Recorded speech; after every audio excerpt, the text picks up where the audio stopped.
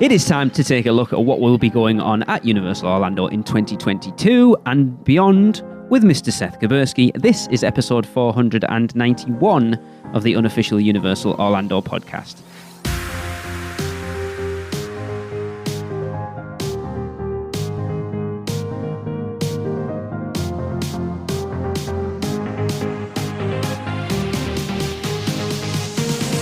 Hey everyone, welcome to another show. I am your host Lee for this week. Tracy is still not with us, but I am here with Chris. Hey. And Michelle. Howdy. And Mr. Little Things himself, Seth. Hey Seth, Happy New Year. Thank you so much. Happy New Year to all of you. It is great to get to talk to you once again. And hopefully 2022 will be a darn sight better than 2021 was. Well, we're coming out. And 2020. We are. Fingers crossed. Knock on wood. Tracy and I will be out there twice this year, and I am pretty confident it's going to happen this year. Well, we'll be excited to welcome you back. I cannot wait. It is killing me. I'm actually feeling excited now because I feel like things are moving in a direction where it's more than likely going to happen. So if it doesn't, I think I might do something I shouldn't.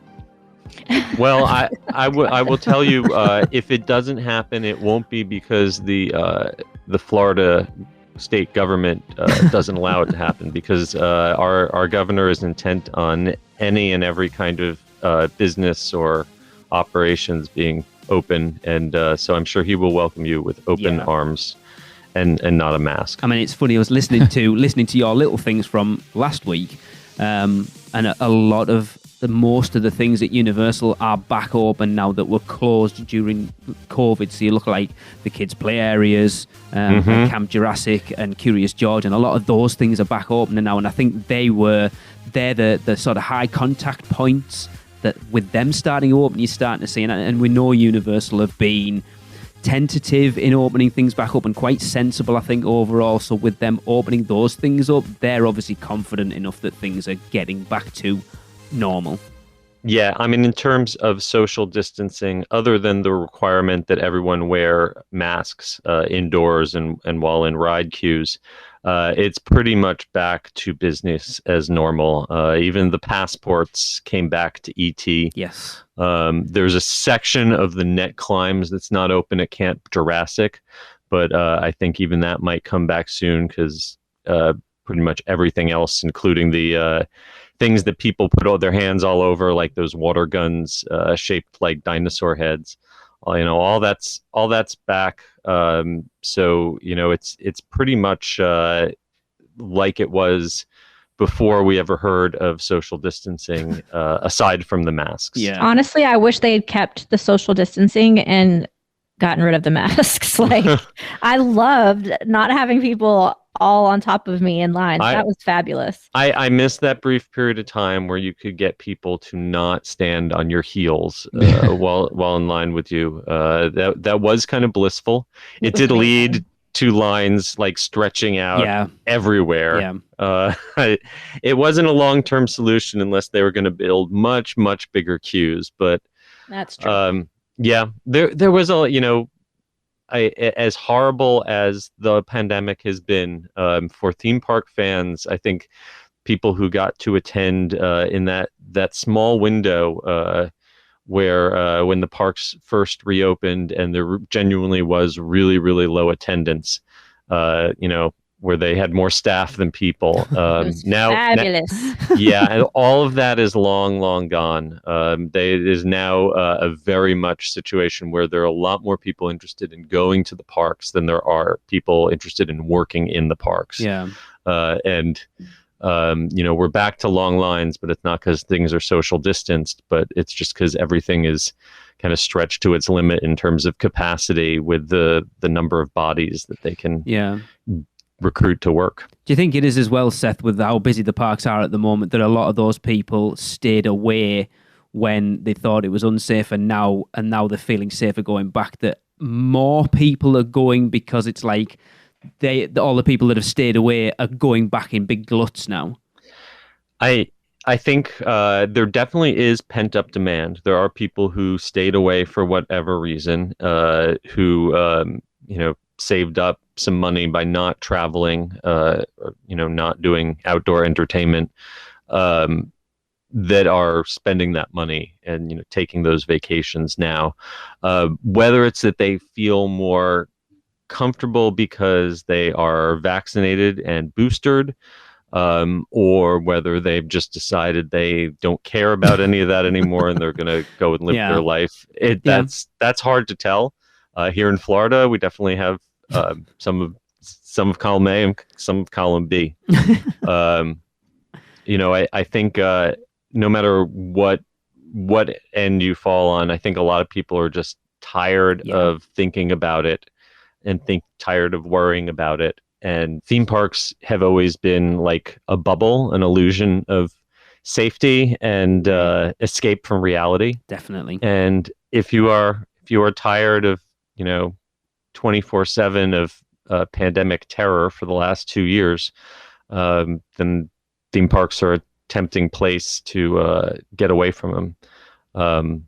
For a while, Universal was kind of the first out of the gate to reopen. They were the first out of the gate to impose a lot of restrictions, and then when they started backing off, they were the first to get rid of them. Disney kind of has stuck with having masks indoors a lot more consistently than Universal has, which got rid of them for a while. And then, Omicron managed to bring a lot of that kind of thing back, but still there's no 6-foot markers, and those are never going to return, I don't think. No. And it's got, I mean, like we speak back to last year when we had Robin and Robert Niles on, that Universal certainly did not come out of the pandemic in a bad shape at all. I think Universal, you can definitely say that they were much more aggressive than their competition in every sense, in terms of when they're going to reopen, in terms of how they're going to support their employees and still pay them. And then, in terms of opening new rides and continuing construction on things, Disney took a very conservative, cautious approach, did not act like they were like the big established, market leader that could afford to take some risks. Instead, they kind of left an opening for Universal. And I think, with the response you've seen to the opening of new attractions at Disney versus Universal in 2022, in 2021, and I don't expect that to change in 2022 or 2023. So speaking of, are we getting anything new this year? At Universal Orlando, it's curious. Universal never ever announces anything until it's halfway done, and even then they might deny it. Right now, there are no official announcements of any attractions opening within 2022 yet. There are two major projects that we all know about that are happening inside of Universal Studios Florida. That's what's replacing Fear Factor Live and what is replacing Shrek. Finally. Is it possible that one of the two of them could finish by end of 2022? Possible, but extraordinarily unlikely. That's what I think. Even if Minions is not demolishing the building, but just gutting it, and even if it isn't a big sophisticated ride system, it's still, I think, it would be a real challenge. That would be even busting a Transformers record to get it open before the end of the year. I love how you say Minions. I have a friend of ours listening to this show will be so made up that Minions is what's going to be going in there. Sorry, Andy. Well, I feel comfortable using the phrase Minions right now only because they have plastered Minions all over the construction fence, and I don't think that is a coincidence. No, it seems strange because I expected them. Like, you look at what Universal have done over the last few years, and expected them to put Secret Life of Pets in there, and I'm actually kind of disappointed that they're not, because it looks really good. Secret Life of Pets is a great ride. I really enjoy it in California. I don't know that it necessarily fits into that spot and they could have plans for it somewhere else in the future.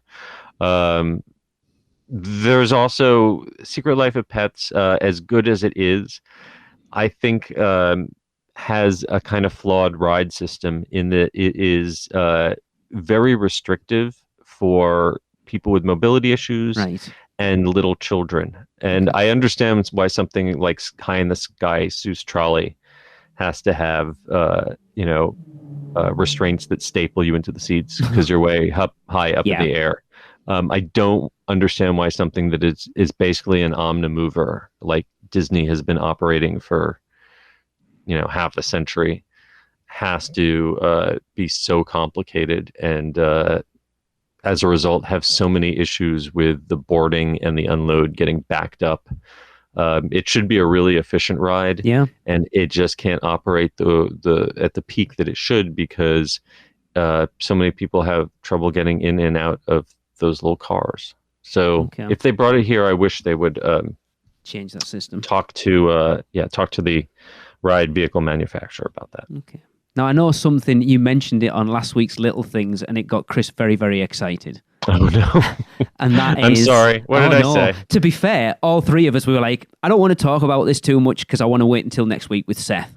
The Red Coconut Club and the Groove closing, and that massively, massively strong rumor of a Universal escape room coming. Yeah. I would say that rumor is a stronger than 50%. As always, Orlando Park Stop, Alicia Stella has done some good digging into the permits and the patents. We know that Universal has trademarked the idea of a Universal escape room. And the Groove, I'll put money down on the fact that the Groove is never going to be the Groove again.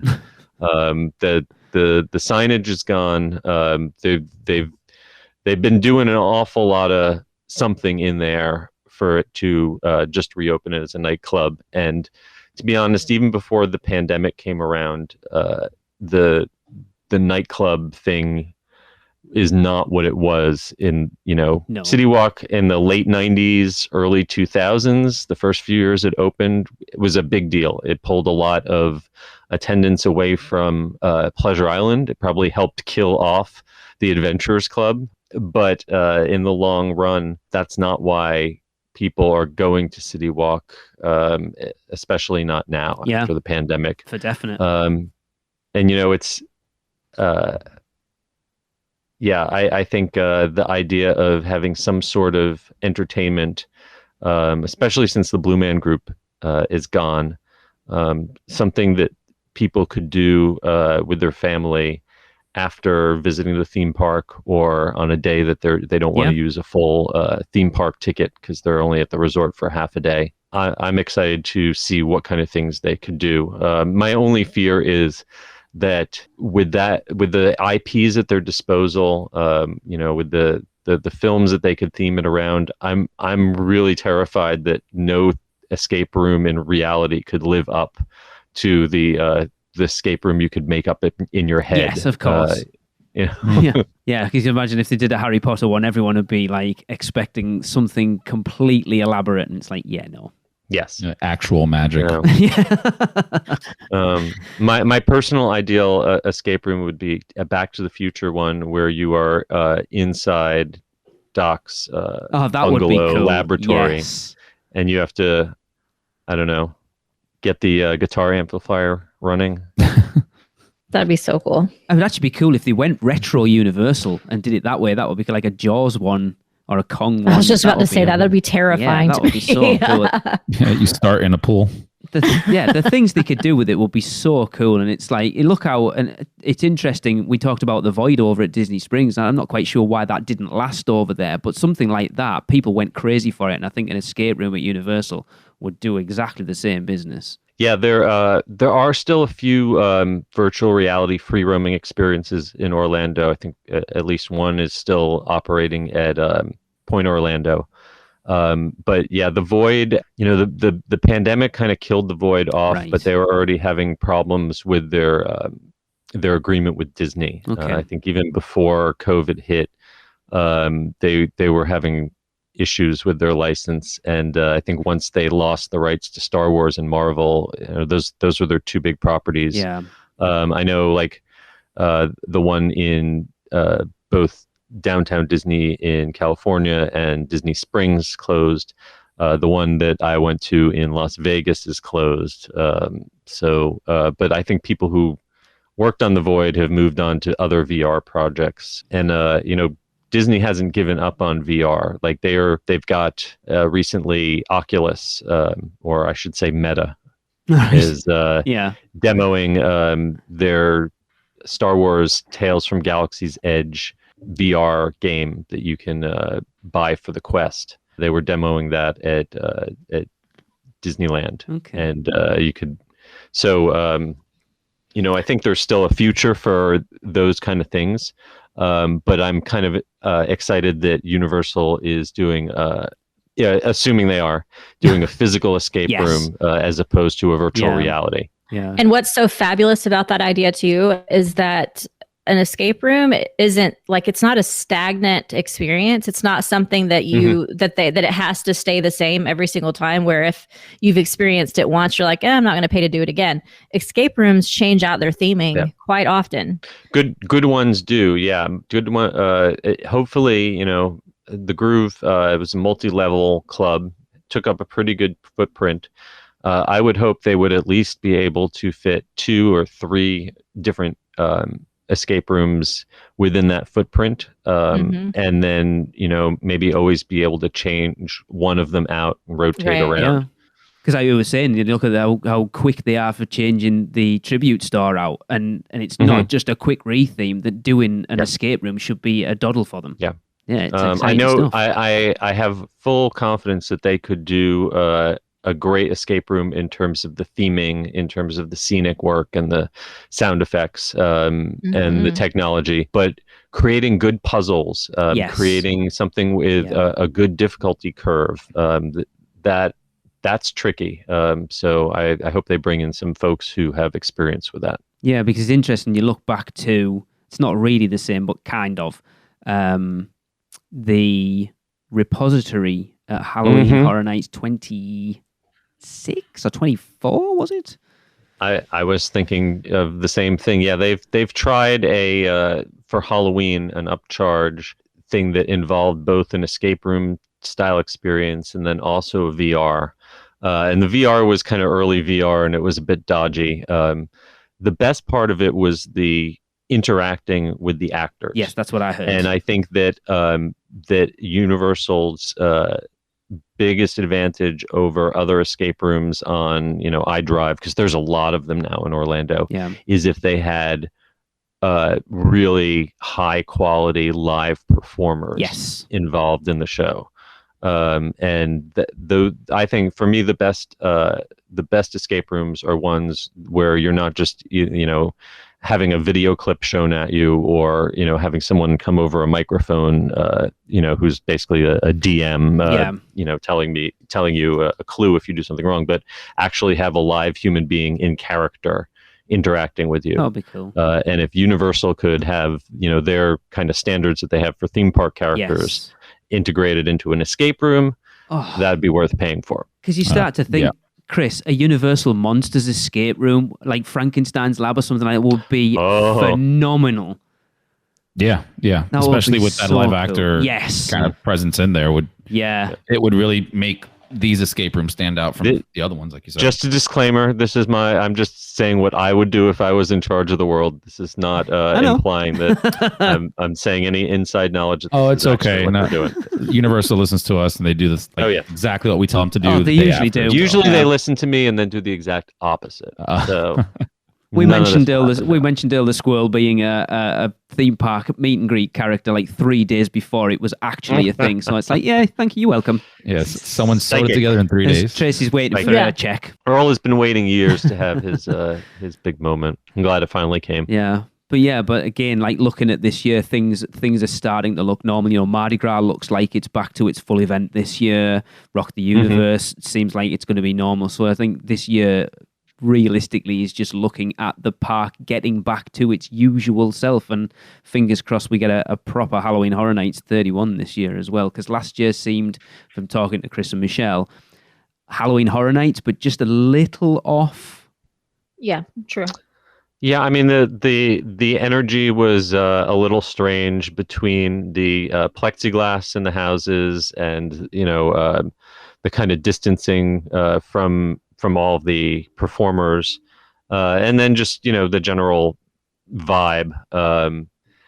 Plus the fact that a lot of Halloween Horror Nights 30 was designed for the year before. Had at least 3 of the houses had been seen widely the year before. And it was an odd mishmash. Like it felt like, especially considering it was a big anniversary year, it was nice to have, but it didn't feel like it reached the peaks that it could have. Yeah. True. The interesting thing is this year, some of the stuff that was in 30 had been designed the year before by people who are now no longer employed by Universal. And there's going to have to be kind of some new blood on the design team. So hopefully that is going to lead to some more creative approaches, some new things that we haven't seen before. Yes, because Michelle, I know you are hoping to, at some point this year, sit down with Patrick actually to talk about the houses that he created for last year, aren't you? Yes, hopefully very soon if we can get it arranged. Patrick is a fantastic person to talk to. Yes, we've had him on. He's done, between the Scream and Stream and what he did with SeaWorld Orlando, he kind of really gave Universal a run for their money this last year, and no one else has really been able to do that. Yeah, we tried hard to make it work with Rush of Fear to talk to him, but with schedules and everything, it was just hard to get it. And he seems to be thoroughly enjoying that new role, and I've spoken to him quite a bit. We had him on just before Christmas to talk about when he worked at Fear Factor, and he seems to be loving it with, like you say, SeaWorld and Scream and Stream, and then or the Horror the Game and stuff. He's really sort of branching out into other stuff, and he seems to be loving it. Yeah, I know. He really put his heart and soul into Universal, and when everything hit and he got laid off, that was a big blow. But he's absolutely landed on his feet, and he's kind of my poster child for how the pandemic and the economic disruption that's gone along with it is a really horrible thing in the short term, but it might be the shakeup that the theme park industry needs. Yeah, I agree. A lot of the old guard are retiring and leaving, and that it goes all the way from the very top. Bill Davis and Tom Williams leaving. I don't know if enough fans are really aware of how major it is that the people who basically led Universal from its early years are gone, and now it's a new generation that's got to kind of take over, and it makes huge opportunities. If this would be a great time if you were just coming out of school and wanting to get into the theme park design world or theme park operations, it'd be an amazing time because there's so much opportunity. There's just room on the ladder now, because people who had sat there for 20 years are now gone. Yeah, a couple of friends of ours, Andy and Catherine, they're part of creative. They were out working on Universal Beijing, and I know they're back over here now. Oh, not over here, over there. Shows how much I'm so desperate to be in Orlando right now. You identify with us. It's like Stockholm Syndrome. Working on Epic Universe. So yeah, I know Andy worked on, we had him on the show not that long ago, Andy worked on the Waterworld land, which is the biggest it's the biggest contradiction ever. The Waterworld land at Universal Beijing, and then Catherine worked on a lot of the illumination stuff out there. So yeah, it's going to be interesting to see that fresh blood come in. And I'm so excited for Epic Universe to see what Universal can, looking at what Universal Beijing is, and that park looks stunning with IPs that for the most part we're not really bothered about. to then look at what Epic Universe is going to be with IPs, like top tier IPs. So exciting. I'm very sad that when we first started talking about it, there was thoughts that Epic Universe might open in late 2022 or early 2023, but that was before the pandemic hit. And so, it's going to be more like 2025 before we actually get to ride these rides. But the more we see, the better it looks. Yeah, I'd rather they took the time over it, to be fair. Yeah. We've kind of jumped on a little bit. There is a controversial issue I want to pick your brains over, and it's quite a big one, Seth. All right, I will give you a completely uninformed opinion. Annual pass holder pins. What the hell? It's annual pass holders pins were one of those small, cheap perks that initially cost them very little and created a lot of goodwill, and it became this sort of this monster with people on social media and Facebook groups going nuts over it, to the point where the last couple months have sold out very, very quickly. Yeah. And I feel like this is Universal saying, they haven't sharply increased their annual. They have increased their annual pass prices. Yes. But not as sharply as Disney has, and they haven't restricted them like they have. And they still have perks for annual pass holders, like the pass holder lounge, which used to be temporary, technically, is year round, and little things throughout the year. But I think they've just decided that the offering the pins has gotten to be more trouble than it was worth. Yeah, it probably has. Like we talked about it last week. I have a pile of them myself. If anyone really wants them, make me an offer. Have them. I'll give you a $5 for them. Michelle, how many was there again? 38? Yeah. There are 38 total. I probably have 20-something of them. We did our big fat quiz of the year 2 weeks ago, and one of the questions with Michelle was, name all 38 pins. No, the question was name as many as you can, and you get 1 point each. In other words, name them all. Wow. I got about 6. Well, I would lose that one. Though I do have one with the cow from Twister. Yes. But it's like, it was a cool little perk. And we kind of, again, talked about it last week, that it's like, they don't have to give you them. You buy an annual pass. Well, and that becomes an issue of entitlement, that every little perk that you give to someone, once or twice, then they start to expect it. And they become demanding if they don't get it. That's exactly what we mentioned last week, by the way. It's how you give this to somebody, right? To the pass holders, you take it away, you complain. So it kind of, discourages the theme park to say, hey, let's not do it, because then we won't have unhappy people because we don't have to take it away. Yeah. I would probably be more concerned with the annual pass food and beverage discounts at the hotels. The fine print that now says it's not valid on special events and holidays. Yes, which worries me slightly, especially coming into this year, because we're planning on staying on site both of our trips, and one of them will be Halloween and one of them will be the holidays. Now they haven't specified what special events and holidays means exactly, but I have to imagine this is aimed at the people who go to Endless Summer or Cabana Bay for Halloween Horror Nights and drink at the bars there. Because we're staying at Dockside in September, so... Well, don't the bars don't get discounts anyways, right? No, yes. Alcohol, yeah. Yeah, no, not alcohol, but the food and non-alcoholic. Okay. Did they mention pass holder hotel rates in that fine print, or just the food and beverage? Those, I believe, are unchanged. I think that was specific to food and beverage. The good news is that there were no discounts at all for a while on food at the Endless Summers, so they did add that back. But I don't think there was any change made to hotel rates. Yeah, but I like, because we were saying last week that, look, what is the reason you buy an annual pass for? Because it's if you're going a lot, it's cheaper than buying like a day ticket or a 3-5 week ticket. That's what you buy them for. So anything else is a perk. Of course it is. But then the more you give people, the more they expect. And when you, like we said, when you take something away, it's the worst thing in the world you can do. It's like you've got a Premier Pass. we're going to give you pins, and we're going to take them away. But you're still getting a free Horror Nights ticket. You're still getting free parking. You're still getting food and merch discounts. What more do you want? Yeah, if people would stop acting like entitled brats over things, we could actually keep nice things. This is why we can't have nice things. Exactly. It's silly.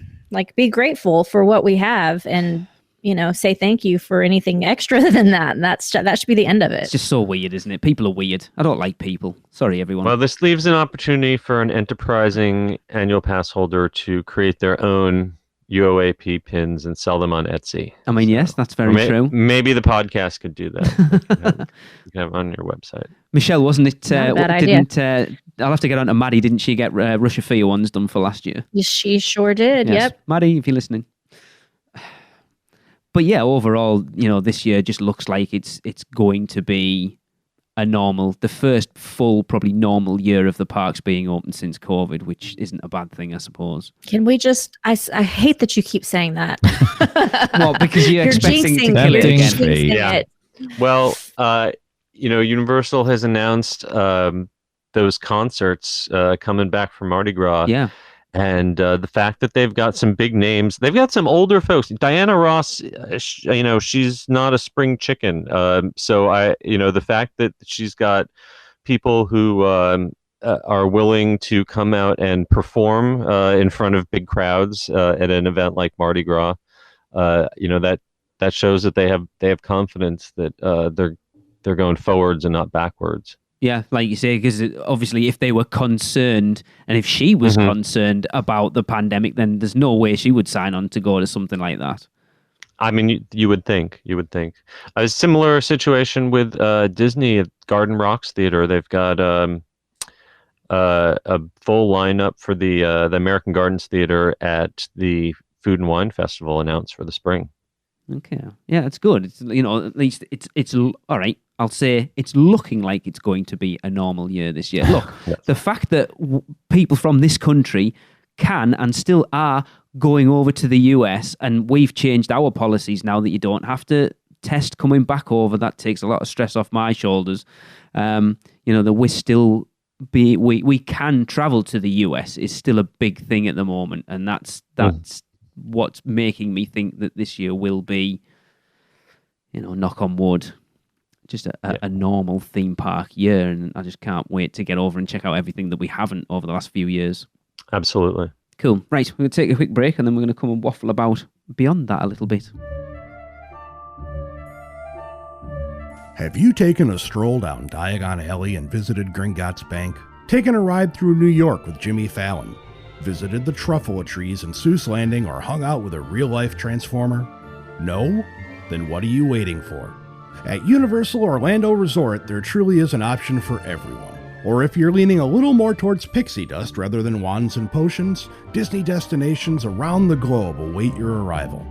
No matter the adventure, our sponsors have you covered. Be sure to let the experts at Mouse & Muggle Travel Company take care of all your travel needs, earning the distinction of being an earmarked agency specializing in Disney destinations, as well as becoming one of the first to be named a U Preferred agency with Universal Parks and Resorts Vacations. Mouse & Muggle Travel Company will ensure you receive top-rated customer service. Just visit mouseandmuggle.com to fill out a no-obligation quote request, or send your request to info@mouseandmuggle.com. Their team can take care of you no matter where in the world you want to go. With a flick of their wand and a little bit of pixie dust, the process will be so seamless, some might even say it's simply magical. Welcome back, everyone. We are here, of course, with Mr. Seth Kubersky talking about, I don't know, we've sort of, there's not that much to talk about this year, and I know we're probably going to get into the realms of rumour, which Seth doesn't like to talk about too much because, he upsets people. But, basically we kind of talked about Epic Universe. That's the big thing on the horizon at the moment, and it's exciting, even if it is going to be 3 years down the line. We kind of said it earlier. I think I would rather them take their time and it be the best it can be than them try and rush it through to be something something less than it should be. Absolutely. I think, first of all, it's not just a new theme park, but you're also talking about hotels and all of the infrastructure that goes into it. So, it's not something that you want to rush if it's going to last. And they've got to coordinate with the city and state government, if nothing else, on getting these roads that need to be completed to connect up to the new property. So it's all a lot of puzzle pieces, a lot of moving parts that have to come together. But I think when it is done, I'm hopeful. 2025, I'm hopeful that it'll be worth the wait. Some of its elements we're going to be familiar with by the time it opens here. Like I can't wait. I'm going to be definitely seeing it in Hollywood and maybe even in Japan. Super Nintendo World. A Super Nintendo World. It looks stunning. I don't want to wait. But other things are going to be really original and unique, and especially the Classic Monsters area is something that I am very excited for, but I also want them to take all the time that they need to make it right. Yeah. You talk about Super Nintendo World, it looks like we've watched Chris from TDR Explorers, we actually had him on the show last year, watched his videos. That area looks amazing. It's weird to see a theme park land that's on multi-levels. It looks so cool, and especially at night. Yeah, that's very excited for that. It is really the next level past Diagon Alley when it comes to creating an immersive environment, because it's not just looking forward and back, but it's all around you and up and down. And I know there's been criticism that the Mario Kart ride wasn't actually fast, but I think that it's going to be a lot more fun in person with the augmented reality glasses than it looks on YouTube. So I can't wait for all of that. There's, the Wizarding World is still kind of up in the air exactly what's going to end up being built. And there's whole question marks, still about what exactly is going on in the hub. What's the theming for this dueling roller coaster? What's going on with these mystery buildings that might be flat rides inside? It's fun because there's still so many unanswered questions about what exactly is happening. Even stuff that I'm not personally particularly interested in, like How to Train Your Dragon. Really? I think I don't have any. I've seen the film. I thought they were perfectly serviceable, but I didn't have any huge emotional bond to them. Perfectly serviceable. Serviceable, like something that you could sit your kid in front of. No emotional bond. Shut them up. How? I love those movies. It was okay. But it wasn't something that I felt the need to watch over and over again. But which is fine. Yeah. But I think that when it comes to life in a theme park land, what's going to be interesting for that is there's already been some really impressive theme park attractions built for that elsewhere. Yes. So to see what the Epic Universe take on it, because there's that kind of Mac dark ride / suspended coaster version of it. Is that in Abu Dhabi? The Middle East. Yeah. I can never remember which ones are in Abu Dhabi and which ones are in Dubai. Yeah, because it's the same. It was. It's the same ride system as Arthur and the Invisibles at Europa Park, isn't it? Yeah. At Europa. Yes. And so, I know that ours, what we get in the Epic Universe is not, I don't think it's going to be that ride system. Okay. But so it's going to be interesting to see how they do use that. I know there's a stage show in Beijing. Yes, and it looks amazing.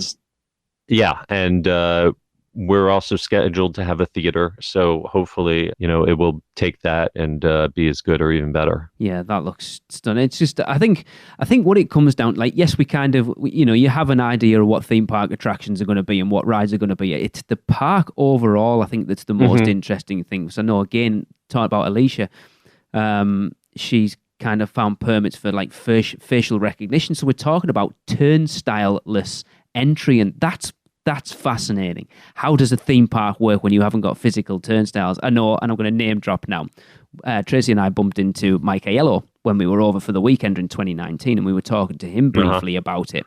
And he said, if everything we put into that park comes together, it is going to be unlike any theme park you have ever seen. And you're like, what does that mean in terms of a theme park? Every theme park is built pretty much the same. They all follow a very similar pattern of you get in and how they spread out. To then try and come up with something different, to try and get your head round a theme park that's different from every other theme park is like, how can it be different?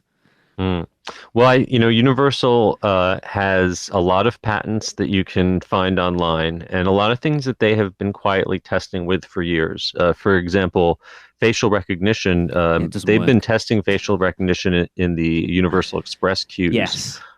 For years, and usually people don't pay any attention to it other than the fact that it slightly slows down the line. Yeah. But all of that is, training their artificial intelligence. It's all gathering data. Okay. And, if you can envision a theme park that is aware of you, that is where there are CCTV cameras everywhere. I know living in England, you're already used to cameras being pretty much in all public spaces. Yes. But one that is, that where your face is tied to your admission, and you're no longer putting your finger on a pad to verify your biometrics, but the system knows that it's you, and so unless someone is trying to wander through who isn't already permitted, the entry could be seamless, could be completely invisible.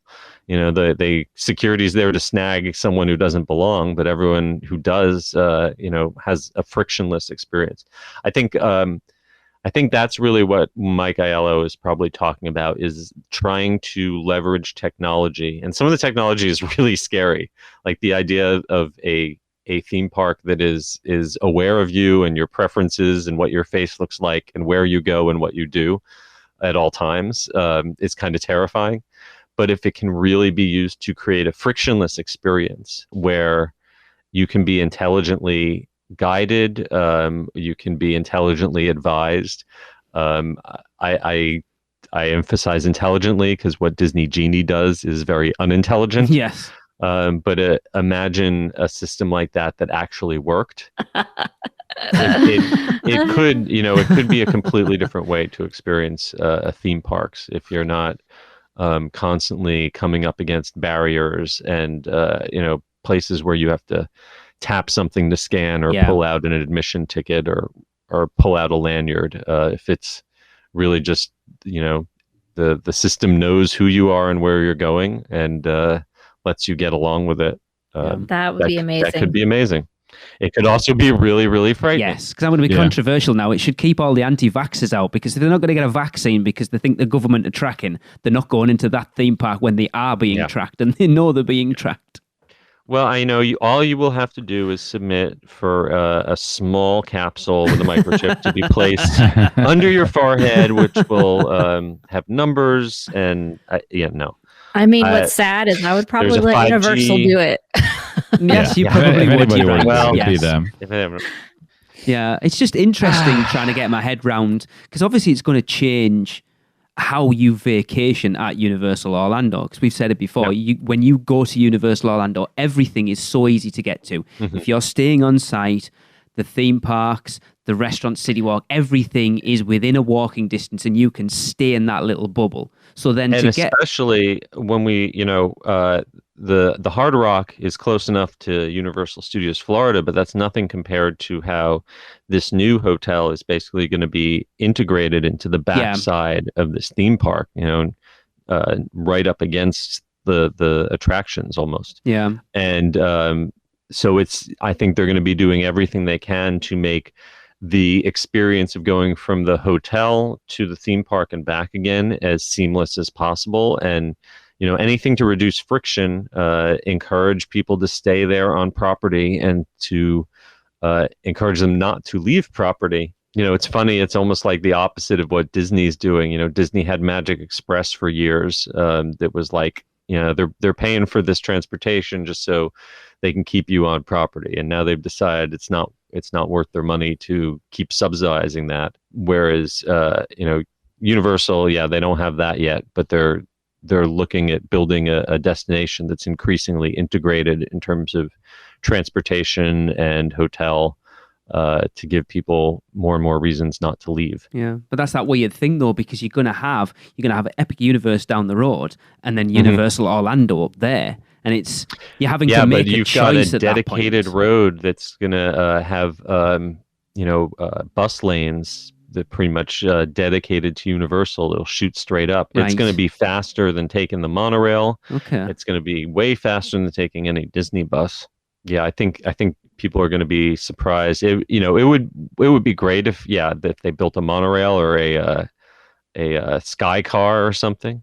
But in practice, having basically a straight shot with dedicated bus lanes is going to be more efficient than almost anything on Disney property. Yeah, it's just going to be strange because especially people who've been going to Universal Orlando for so long that are used to just staying on that one property and then throwing this other thing and like, oh, I don't know what to do now. Like, it's easy if you want to have a morning in Islands of Adventure, jump on the Hogwarts Express and go across to Universal Studios Florida, but then to throw in this other theme park, like I know if you've been going to Disney, you're used to that because they're all a trek between the two.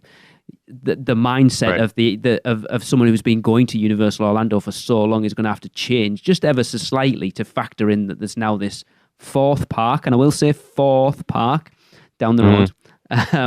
It's just going to be, it's so strange when you're used to having everything in this little bubble and then have this brand new thing that you're going to want to go to. I think we're going to see, as a travel agent, I think we'll see an uptick in split stays, to be honest with you. I think that we'll have people that want to experience that upcharged, because those hotels on property at Epic Universe are going to be pricey. So I think we're going to have people that want to experience that, but maybe not for the whole week. Okay. So they'll stay there for a couple of days, do Epic Universe, and then switch over to the original properties and focus there. That's my prediction, at least. Yeah. Yeah, that makes sense. This is all about getting extra nights. This is all about capturing guests for another 1 or 2 hotel nights, and eating into Disney. Making it so if you're doing a split stay between Disney and Universal, now Universal is the majority of your stay. Yes, and Disney is the thing that you only go to. It used to be that every Disney vacation had to be at least 4 days because everyone was going to spend at least 1 day in each park, and a lot of people would spend 2 days at the Magic Kingdom or at Epcot.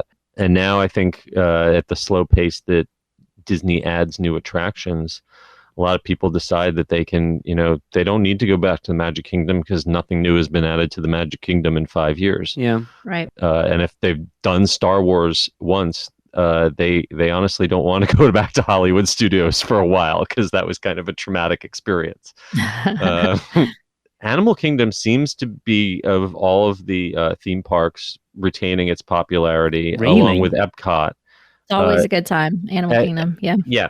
I disagree, because but okay.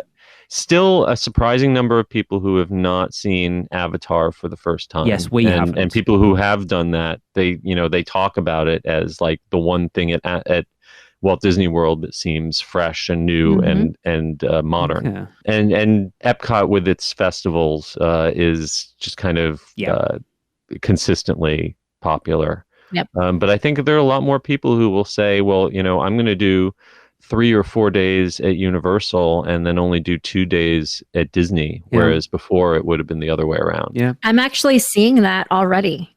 I have a lot of people who were like Disney fanatics. All of a sudden they tried Universal and then they're like, you know what, this trip, I think we're just going to go and do like a day at Hollywood Studios to see Star Wars, but the rest of the time we're going to do Universal. It's changing. It's just so less stressful at Universal. I think with Genie, like Tracy and I have talked about, we went to Epcot when we came over in 2020. I still keep confusing. It was 2 years ago, wasn't it? We did Epcot, and then we're toying with the idea. Funny enough, after you've just said that, Seth, we're talking about going over to Hollywood Studios when we come over in September this year, just because we haven't done Toy At least you Story. won't have to deal with virtual line for Rise of the Resistance. We haven't done Star Wars. We haven't done Galaxy's Edge. We haven't seen Toy Story Land. We haven't done Mickey and Minnie. So it's probably the one park that for our family sort of ticks a few boxes. Bite the bullet and be prepared to spend a lot of money on Lightning Lane. Ugh, okay. But it's just going to Disney always was stressful because you had to plan everything out. Now it's just it feels like it's gone even more unless you want to chuck money at it. Whereas Michelle, you and I have talked about before, and Chris as well, where if you go to Universal, if you want to step above everyone, you buy Express or you stay at a hotel for a night and then you get that free Express and off you go. You just do the day as you want to do that day. There's no hassle of booking anything or whatever. There might be the odd virtual line maybe, but for the most part, you can ride everything you want fairly quickly. I mean, let's look at Velocicoaster, for example. Opened last year and still at its peak wasn't really hitting anything more than about a 75-minute wait, which is phenomenal for a new attraction. Yeah. I still believe that the included express passes at the hotels, depending on what kind of discounts you get and what the season is still one of the best bargains in the theme park industry. It is. Because it genuinely is an express pass. It's not a get in another line that's slightly shorter, but still kind of long. Yeah. It's not a right to book your fast passes a little bit earlier than the rest of the people. And obviously, whenever Epic Universe's hotels open, there's going to have to be a restructuring of where Express Pass is valid. Yeah. If the new theme park has Express, or if there's some completely new way of doing it. But I suspect that you're going to have to stay in the hotel that's on site at Epic Universe in order to get privileges at Epic Universe, at least at first. Yeah. That would be my guess too. And the other hotels stay as they are, but to get passes at Epic, that would be where you have to stay. Yeah. See, I'm surprised with Tapu Tapu at Volcano Bay that Universal, because we said when that first opened that was Universal dipping their toes into Magic Bands and kind of expected that was the test bed. And then eventually we would see that roll out into the parks. And obviously that's never happened. Whether that comes to Epic Universe, who knows? But it doesn't seem like you don't hear a lot of people talking about Magic Bands anymore. I mean, Disney is introducing these new Magic Bands that have haptics and lights and, are more interactive that are coming out. But Magic Bands were kind of a transitional product introduced at a time before smartphones were ubiquitous and NFC tags, digital NFC tags that you could transfer to a phone were easy to do. Yeah. I think that as annoying as it is for people who come from overseas and have to swap out a SIM card or look for a Wi-Fi, I think that smartphones are probably going to be the dominant way to go for that kind of technology. And in theory, if you can combine a smartphone and Wi-Fi with a facial recognition system, you shouldn't need to tap anything. You shouldn't need to wear anything because they should just know who you are and where you are and what you're doing. Yeah, which obviously, I don't want to bring it up again, but with a pandemic, it's one less contact point. I mean, I wonder how much the last 2 years has and will impact what they do at Epic Universe. I can't imagine that it won't have some sort of I was impact very on it. happy for that short period of time at Universal where I did not have to stick my finger on the little scanner. Not only for hygiene reasons, but just for efficiency reasons. Yeah, I'd give up all my rights just to not have to do that. Think how much smoother it's going to be. Chris, you heard it first. That's interesting. All your rights, Chris. Everything. And I'm not even like a big brother. You have the right to remain silent. You can keep that right. Yeah. But it would be interesting if Epic Universe is designed much like Volcano Bay was for a queue list experience. I know a lot of people advocate the idea of let's get rid of all standby queues altogether. Let's make everything a virtual line.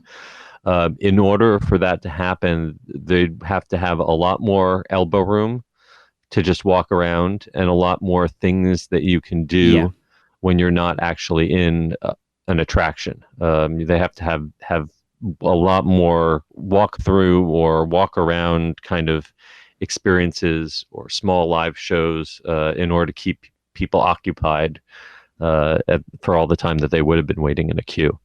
I haven't seen anything from the plans that imply that they're going to that extent.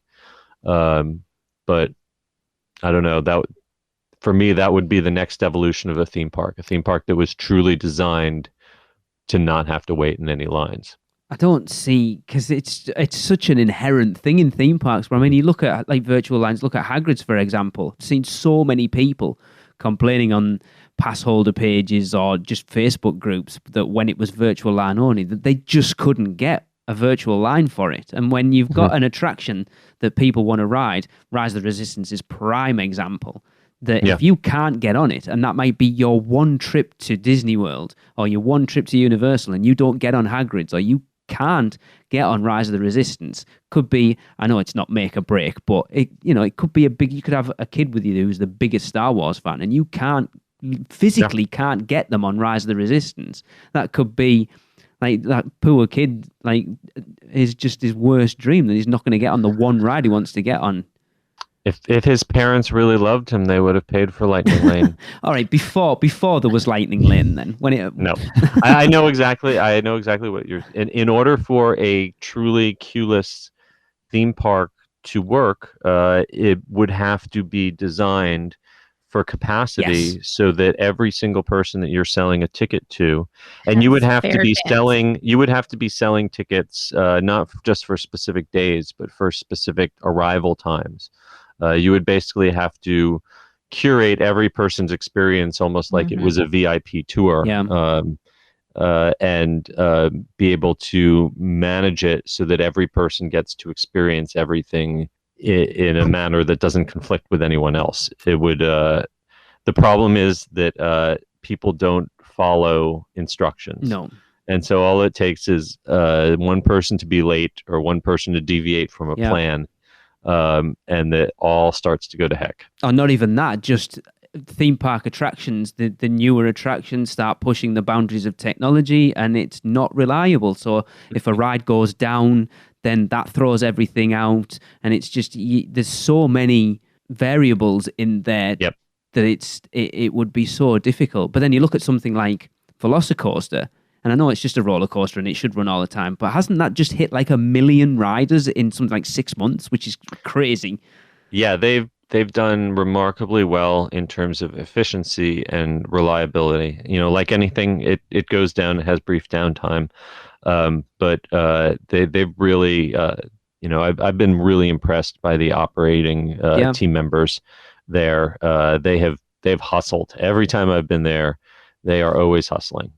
Like, when Hagrid's opened, everyone was complaining because it was down all the time and it wasn't working, and they closed it because of this, that, and the other. And Velocicoaster hasn't had that at all. No, they and a lot of that was proper testing. Hagrid's never got a extended soft opening. It never even really got proper employee. It got its minimum number of cycles, obviously, to be certified and safe, but it didn't have that time where the operations crew gets used to putting bodies on and off the ride over and over again. They didn't get time to work out, especially with a ride that has so many trains on the track at once, and you kind of have to learn to work it as a team in order to keep that up without it cascading to a halt. So in one respect, Velocicoaster is a little simpler because there's a lot fewer trains on the track. That helps, but it's also they were just given the time. They had weeks and weeks of soft openings to where, if it's just soft opening and it shuts down, no one can complain. It's a technical rehearsal. You knew what you were getting into, so that by the time it got to opening day, they were able to have a successful opening day. They were able to get those photos of big crowds, but they didn't have people waiting 10 hours all day long in order to get on. How many was it again, Michelle? 8 my first day and 7 the second day. On Hagrid's. For Hagrid's? Yeah. I was 7.5 hours if you count the fact that I got there like 3.5 hours before the park opened. It's a half hour short of a popcorn bucket. Yes. Yeah. Exactly. And people thought I was crazy. I didn't get a figment at the end of it either. No. Good Lord. Craziness. Yeah, I mean, it's going to be so interesting to see that part come together and see what it is, because we just don't know what to expect, and it's cool. I can't wait. It gives us another some content for another 3 years or so. Oh, at least. So I have to keep going. I have to keep going to at least 2025.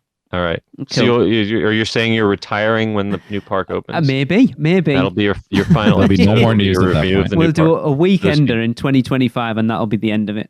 All right. Because that'll see as well. You heard it here first, folks.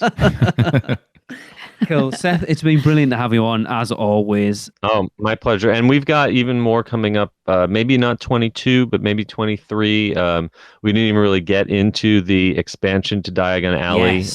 The possible virtual reality broom ride. Like, yeah. And, who knows? We've got Poseidon's Fury coming back to life in Islands of Adventure. Which I'm genuinely maybe surprised some other at. little things going to happen around there. Yeah, I'm actually quite surprised Poseidon's Fury is getting refund. I honestly thought when it was closed for as long as it was that was going to be the end of it, to be honest. I had a nice chat with Professor Baxter himself. He was hanging out in front of the... they've been listening to the dirt. They can't tell us the exact date where the temple will allow itself to be reopened. But I'm hearing maybe 3 to 4 months. Okay. So I know originally I had really hoped that they would get it up by Christmas season. But it was nice that, they had all of these people from the Global Expedition group, just sitting around, so that they've now put them outside of the attraction to interact with guests who are mostly very confused because they have no idea who they are.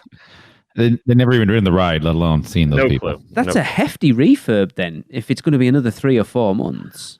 What I can tell you is, so I don't think that the story is changing in any significant way, but every piece of lighting, of water equipment, of projection has either been replaced or upgraded, or at least cleaned and repaired.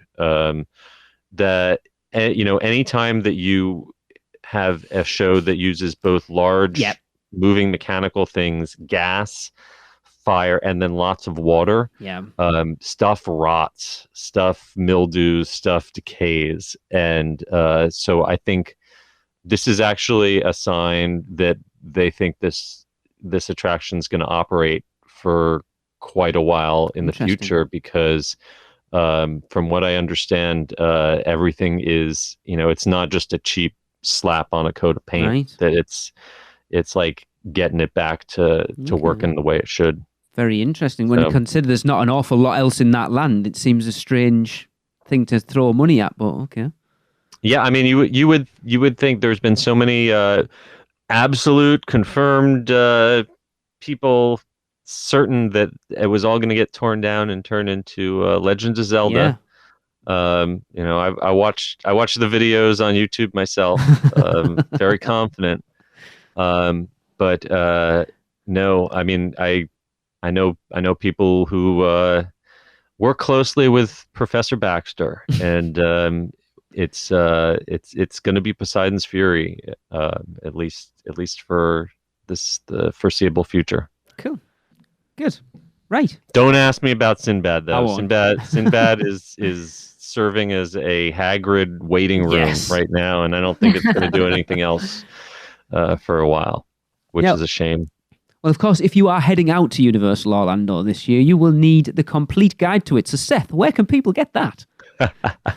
The 2022 edition to the Unofficial Guide to Universal Orlando is available for purchase at theunofficialguides.com, or you could pick it up from Amazon or your local bookstore. And if you want more information, you can check out the Unofficial Guides on Twitter at the UG Series, or we're also on Facebook and Instagram at the Unofficial Guides. Awesome. Cool. So go and grab a book, because it is awesome. It is the exhaustive guide to Universal Orlando. That is for sure. Exhaustive and exhaustive. Don't read it all at once. You will fall asleep, I guarantee.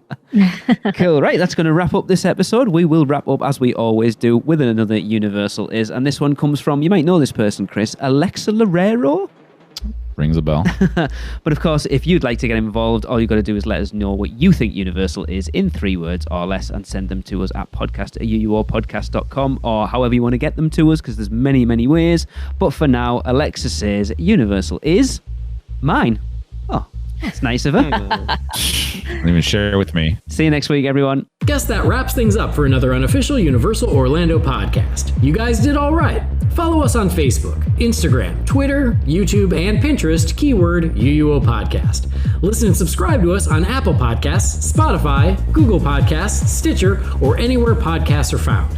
You can find our blog at uuopodcast.com. Send us your spews, which Lou gets your poo recordings, questions, or comments to podcast@uuopodcast.com.